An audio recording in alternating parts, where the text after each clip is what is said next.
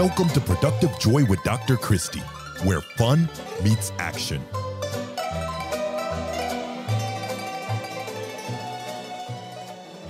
Hi, friends. Oh, my goodness. Did I have a fabulous conversation with Tracy Schubert Barrett. She was a founder of HGTV who, for 20 years, did beautiful things within that network and then decided that she wanted to go do something else. And she's written a book, love the title, What If There's More? And the subtitle is Finding Significance Beyond Success. And she and I talked a lot about defining success and figuring out your purpose. And she, in her book, walks you through that process. How cool is that? She has lived it, she has figured it out, and she is sharing her brilliance with others. What a fabulous way to live. She's also delightful, and I think that you're going to love not just this interview, but the wonderful nuggets of wisdom that she chooses to share. I walked away better, and I am really excited for you to do the same. So I have to go in a very specific direction today because today is June 12th. June 12th of 2024 happens to be my 25th wedding anniversary, and I am so proud of being Jason McMullen's wife. And so I just want to take a couple minutes to brag on my husband and the man that he is and the man that he continues to become. So 25 years ago, we were baby children, obviously, and I did not know what we were doing. And yet we decided that we were going to commit to this whole marriage thing. Something that we said very early on is that the D word was not allowed in our house, that D standing for divorce. And that was for a lot of different reasons. One of the biggest ones is Jason's parents have been married to each other for 59 years. My mother has been married 5 times and my father has been married 3. And so we had 2 different examples. Now, I'm not saying that all 59 years of his parents' marriage have been butterflies and bubbles.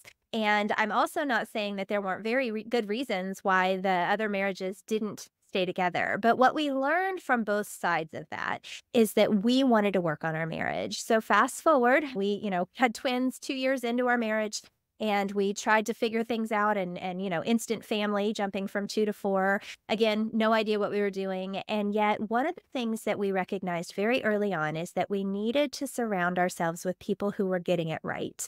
We now call those friends of our marriage. Friends of our marriage are the people that would say, if I'm upset with him for something, if Jason's driving me crazy, instead of saying, yeah, he's such a jerk, they would say something more along the lines of, I'm sure he is, but what are you doing to contribute to that issue? Friends of your marriage are the people that call you out on your crap. And so we had surrounded ourselves with friends of our marriage, and those friends have evolved over the years and have shifted some. And the reason is because, when you have little kids, you're with other people who have little kids. And when you have grown children, then you're with people who have grown children, and you're in different phases of your life. But the phase that doesn't shift is my sweet husband. And the 2 of us together, one of the things that we have done in the last 7 years, almost 7 years, is mentored about 80 couples. These are couples that have chosen to get married in the chapel at our church. And in order to get married in the chapel, you have to go through 4 marriage mentoring sessions with a couple from the church. And so 80 times we have sat across from these young couples and talked about your family, faith, finances, foundation, and friends. We've talked about your experiences and your design and your personalities.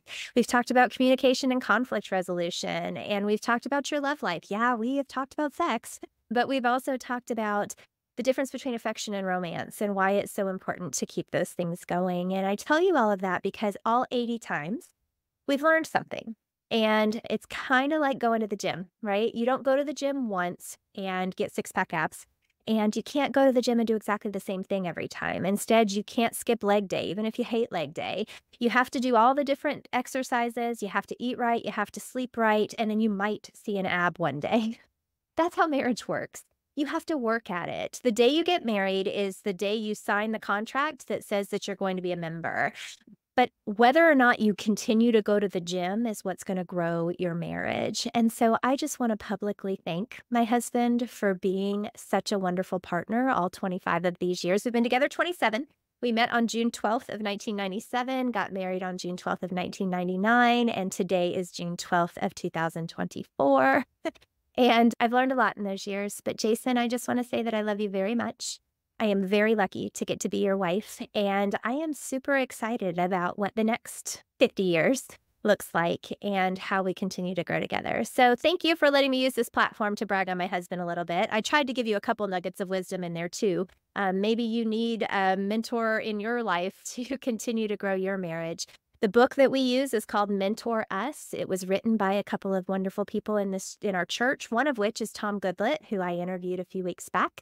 And so that's a way that you might want to build your own marriage if you are in that stage of life. But I just want to say thank you, honey. I think you're pretty great, and I'm really excited to get to spend the rest of my life with you. So this is Productive Joy.